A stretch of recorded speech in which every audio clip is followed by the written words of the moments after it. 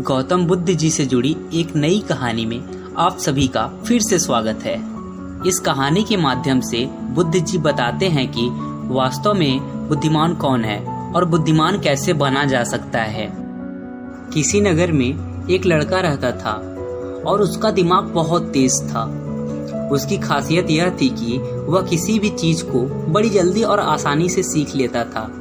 जहां अन्य लोगों को किसी काम को सीखने में महीने या वर्ष लगते थे, वही इस लड़के को उसी काम को सीखने में कुछ दिन ही लगते थे। उसकी ख्यात दूर दूर तक फैल गई थी और कहा जाने लगा था कि उस व्यक्ति जितना बुद्धिमान और कोई नहीं है। परंतु वह व्यक्ति जानता था कि वह भीतर से क्या है। दोस्तों, हर व्यक्ति जानता है कि वह भीतर से क्या है, चाहे वह बाहर से कुछ भी दिखाए। वह व्यक्ति भी भीतर से बहुत परेशान था, परंतु वह अपने अहंकार से अपने परेशानियों को ढकना चाहता था। दोस्तों, ज्यादातर लोग ऐसा ही करते हैं और इसका ही नाम दिखावा है। वह व्यक्ति अपनी प्रसिद्धि को और बढ़ाने के लिए तरह तरह के काम सीख रहा था। वह चित्रकारी करना जानता था, वह मूर्ति बनाना जानता था और वह गीत भी गा सकता था।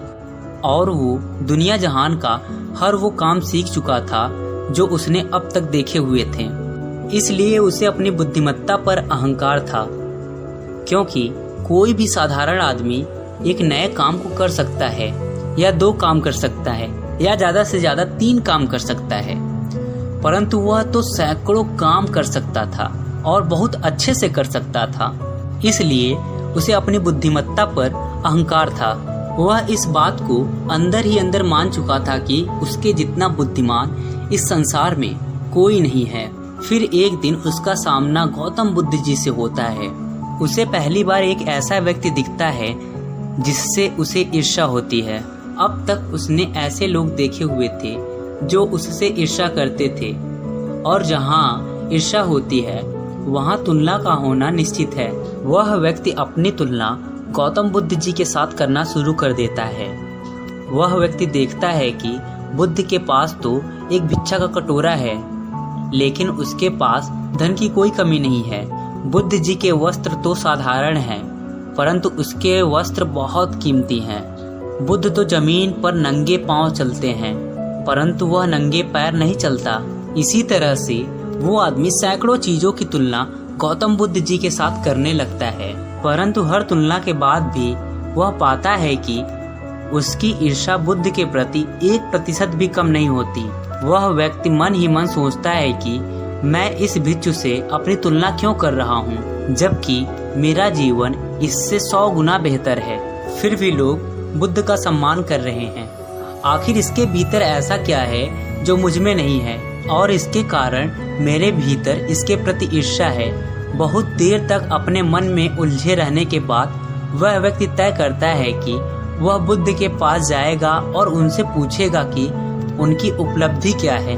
वह व्यक्ति अपने सेवकों के साथ बुद्ध जी के पास जाता है और उनसे कहता है कि मैं इस इलाके का सबसे बुद्धिमान व्यक्ति हूँ और आप अपने आसपास जो भी देख रहे हैं मैं वो सब करना जानता हूँ। किसी भी कार्य को सीखने में मुझे बहुत कम समय लगता है।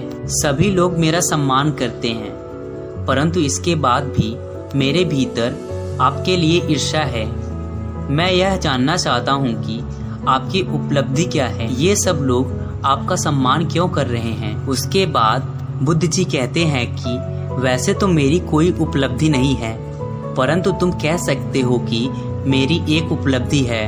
वह व्यक्ति पूछता है कि क्या मैं जान सकता हूँ। तो फिर उसके बाद बुद्ध जी कहते हैं कि मेरी एक उपलब्धि है कि मैं सभी उपलब्धियों को छोड़ चुका हूँ। वह व्यक्ति बुद्ध जी से कहता है कि मुझे कुछ समझ नहीं आया, कृपया फिर से बताइए। बुद्ध उस व्यक्ति से कहते हैं कि क्या तुम्हें प्रशंसा अच्छी लगती है। वह व्यक्ति कहता है कि प्रशंसा तो सबको अच्छी लगती है। उसके बाद बुद्ध जी कहते हैं कि क्या तुम्हें निंदा अच्छी लगती है। तो वह व्यक्ति कहता है कि भला इस दुनिया में कौन है जिसे अपनी निंदा अच्छी लगे।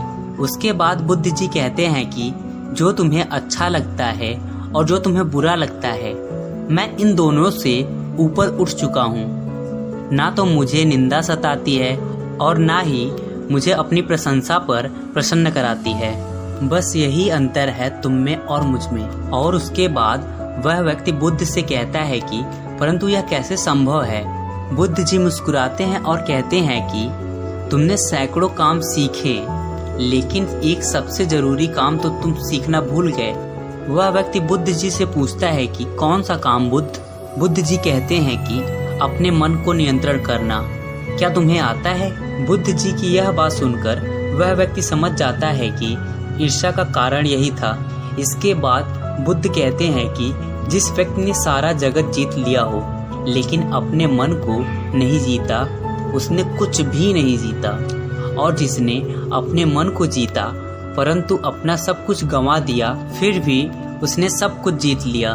क्योंकि वास्तव में बुद्धिमान व्यक्ति वही है जो अपने मन का शासक है। गौतम बुद्ध के इन शब्दों को सुन उस व्यक्ति का अहंकार टूट जाता है और वह व्यक्ति बुद्ध से कहता है कि क्या आप मुझे अपने मन को जीतना सिखा सकते हैं? बुद्ध कहते हैं कि अवश्य सिखाएंगे, परंतु मैं तुम्हारी सारी उपलब्धियां छीन लूंगा। फिर उसके बाद वह व्यक्ति कहता है कि मैं तैयार हूँ। उस दिन से वह व्यक्ति ध्यान करना शुरू कर देता है, क्योंकि ध्यान ही वह तरीका है जिससे आप अपने मन को वश में कर सकते हैं। दोस्तों, यदि आप ध्यान के बारे में और डिटेल से जानना चाहते हैं तो ऊपर दिए गए आई बटन पर क्लिक करके उस वीडियो को जरूर देखिए।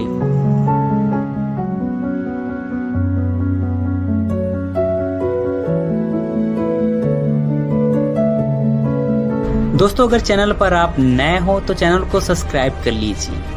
मिलते हैं ऐसे ही शानदार वीडियो के साथ, तब तक के लिए जय हिंद।